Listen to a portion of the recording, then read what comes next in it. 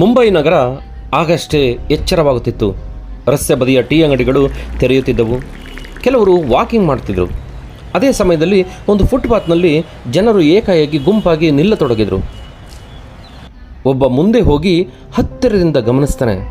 ಅಲ್ಲಿ ಒಬ್ಬ ವ್ಯಕ್ತಿ ಸತ್ತು ಬಿದ್ದಿದ್ದ. ಪೊಲೀಸರು ಸ್ಥಳಕ್ಕೆ ಬಂದು ನೋಡಿದ್ರು.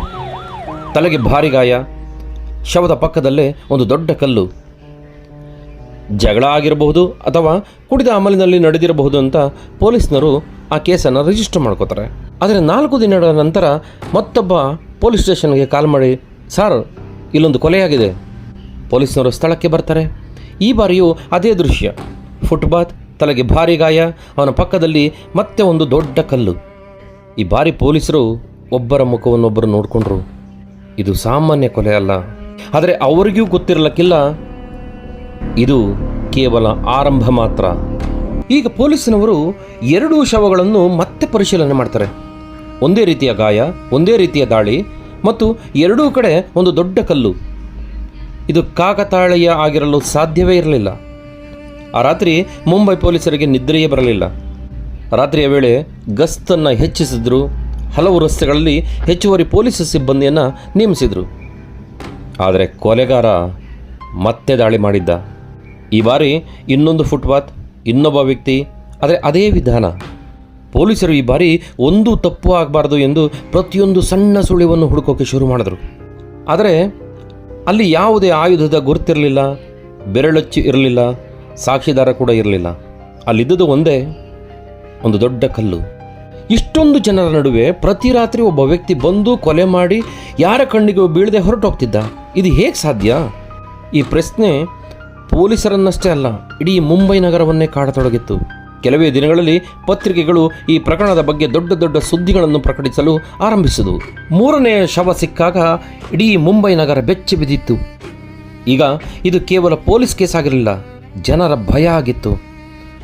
ಫುಟ್ಪಾತ್ನಲ್ಲಿ ಮಲಗುತ್ತಿದ್ದವರು ಒಂದೇ ಪ್ರಶ್ನೆಯನ್ನು ತಮಗೆ ತಾವೇ ಕೇಳ್ಕೊಳ್ತಾ ಇದ್ರು. ಇವತ್ತು ರಾತ್ರಿ ಮುಂದಿನ ಸರದಿ ಯಾರ್ದು? ನಮ್ಮದ? ಯಾರಿಗೂ ಉತ್ತರ ಇರಲಿಲ್ಲ. ಆದರೆ ಪ್ರತಿ ಬಾರಿ ಬೆಳಗಾಗುವಷ್ಟರಲ್ಲಿ ಮತ್ತೊಂದು ಶವ ಬಿದ್ದಿರುತ್ತಿತ್ತು.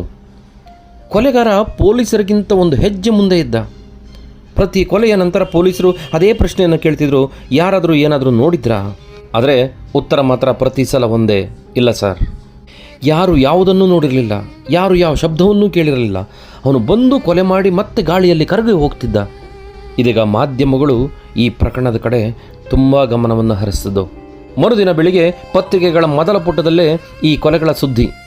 ಒಂದು ಪತ್ರಿಕೆ ಆ ಅಪರಿಚಿತ ಕೊಲೆಗಾರನಿಗೆ ಒಂದು ಹೆಸರು ಕೊಟ್ಟಿತ್ತು, ಸ್ಟೋನ್ ಮ್ಯಾನ್.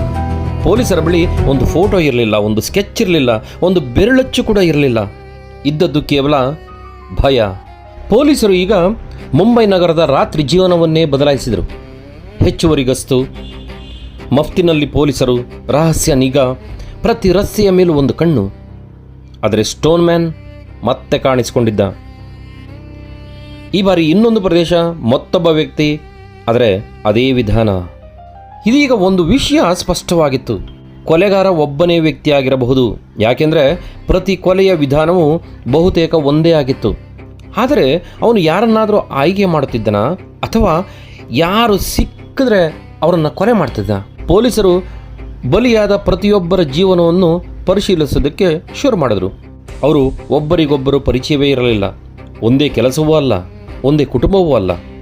ಆದರೆ ಒಂದು ಸಾಮ್ಯತೆ ಮಾತ್ರ ಇತ್ತು, ಎಲ್ಲರೂ ರಾತ್ರಿ ಫುಟ್ಪಾತ್ನಲ್ಲಿ ಮಲಗಿದ್ದವರೇ ಆಗಿದ್ದರು. ಹಾಗಾದರೆ ಇದು ಬಡವರನ್ನೇ ಟಾರ್ಗೆಟ್ ಮಾಡುತ್ತಿದ್ದ ವ್ಯಕ್ತಿನ ಅಥವಾ ಫುಟ್ಪಾತ್ನಲ್ಲಿ ಮಲಗಿದ್ದವರು ಅವನಿಗೆ ಸುಲಭದ ಬಲಿಯಾಗಿದ್ರ? ಪೊಲೀಸರಿಗೆ ಉತ್ತರ ಸಿಕ್ಕಲಿಲ್ಲ. ಅದೇ ಸಮಯದಲ್ಲಿ ನಗರದಲ್ಲಿ ಇನ್ನೊಂದು ಸುದ್ದಿ ಹರಡಕ್ಕೆ ಶುರುವಾಯಿತು. ಸ್ಟೋನ್ ಮ್ಯಾನ್ ಒಬ್ಬನೇ ಅಲ್ಲ, ಅವರು ಇಬ್ಬರು ಅಥವಾ ಒಂದು ಗ್ಯಾಂಗ್. ಪ್ರತಿದಿನ ಒಂದು ಹೊಸ ವದಂತಿ ಹುಟ್ಟುಕೊಳ್ಳೋಕೆ ಶುರುವಾಯಿತು. ಪ್ರತಿ ರಾತ್ರಿ ಒಂದು ಹೊಸ ಭಯ. ಪೊಲೀಸರಿಗೆ ದೊಡ್ಡ ತಲೆನೋವಾಗಿ ಪರಿಣಮಿಸಿತು ಈ ಕೇಸ್. ಸರ್ಕಾರದಿಂದ ಒತ್ತಡ ಹೆಚ್ಚಾಯಿತು, ಪ್ರಜೆಗಳಿಂದ ತೀವ್ರ ವಿರೋಧವಾಯಿತು. ಗಸ್ತನ್ನು ಹೆಚ್ಚಿಸಿದರೂ ಪೊಲೀಸರಿಗೆ ಯಾವುದೇ ಸುಳಿವು ಸಿಗಲಿಲ್ಲ. ಪೊಲೀಸರು ಮಾತ್ರ ಒಂದು ನಿರ್ಧಾರಕ್ಕೆ ಬಂದಿದ್ದರು, ಈ ಸಲ ಯಾವುದೇ ಕಾರಣಕ್ಕೂ ಸ್ಟೋನ್ ಮ್ಯಾನ್ ತಪ್ಪಿಸಿಕೊಳ್ಳಬಾರದೆಂದು. ಆದರೆ ಬೆಳಕು ಹರಿಯುತ್ತಿದ್ದಂತೆ ಒಂದು ಫೋನ್ ಕಾಲ್ ಬಂತು. ಬೆಳಗಾಯಿತು, ಮತ್ತೆ ಒಂದು ಫೋನ್ ಕರೆ. ಈ ಬಾರಿಯೂ ಇನ್ನೊಂದು ಶವ. ಅಂದರೆ ಅವನು ಪೊಲೀಸರು ಇದ್ದ ಜಾಗದಲ್ಲಿ ಇರಲಿಲ್ಲ, ಇನ್ನೊಂದು ಕಡೆಗೆ ದಾಳಿ ಮಾಡಿದ್ದ. ಪ್ರತಿ ಬಾರಿ ಅವನು ಪೊಲೀಸರಿಗಿಂತ ಒಂದು ಹೆಜ್ಜೆ ಮುಂದಿದ್ದ. ಆದರೆ ಬೆಳಕು ಹರಿದಂತೆ ಮತ್ತೆ ಒಂದು ಫೋನ್ ಕರೆ. ಈ ಬಾರಿಯೂ ಇನ್ನೊಂದು ಶವ. ಸ್ಟೋನ್ ಮ್ಯಾನ್ ಪೊಲೀಸರು ಇದ್ದ ಜಾಗದಲ್ಲಿ ಇರಲಿಲ್ಲ. ಅವನು ಇನ್ನೊಂದು ಕಡೆ ದಾಳಿ ಮಾಡಿದ್ದ. ಪ್ರತಿ ಬಾರಿ ಅವನು ಪೊಲೀಸರಿಗಿಂತ ಒಂದು ಹೆಜ್ಜೆ ಮುಂದೆ ಇದ್ದ. ಹೀಗೆ ದಿನಗಳು ಕಳೆದವು, ತಿಂಗಳುಗಳು ಕಳೆದವು. ಆ ಕೊಲೆಗಳು ಇದ್ದಕ್ಕಿದ್ದಂತೆ ನಿಂತು ಹೋದವು. ಅಷ್ಟೇ, ಯಾವ ಬಂಧನವೂ ಆಗಲಿಲ್ಲ. ಯಾರೂ ನಾನೇ ಸ್ಟೋನ್ ಮ್ಯಾನ್ ಎಂದು ಒಪ್ಪಿಕೊಳ್ಳಲಿಲ್ಲ. ಯಾವ ನ್ಯಾಯಾಲಯವೂ ಈ ಪ್ರಕರಣಕ್ಕೆ ಕೊನೆಯ ತೀರ್ಪು ನೀಡಲಿಲ್ಲ. ಇಂದಿಗೂ ಒಂದು ಪ್ರಶ್ನೆ ಉತ್ತರ ಇಲ್ಲದೆಯೇ ಉಳಿದಿದೆ. ಸ್ಟೋನ್ ಮ್ಯಾನ್ ನಿಜವಾಗಿಯೂ ಒಬ್ಬ ವ್ಯಕ್ತಿಯ, ಅಥವಾ ಅದು ಒಂದಕ್ಕಿಂತ ಹೆಚ್ಚು ಜನರ ಕೆಲಸವ, ಅಥವಾ ಯಾರಿಗೂ ಗೊತ್ತಾಗದೆ ಸಾಮಾನ್ಯ ಮನುಷ್ಯನಾಗಿ ಬದುಕಿ ಜೀವನವನ್ನು ಕಳ್ಕೊಂಡ?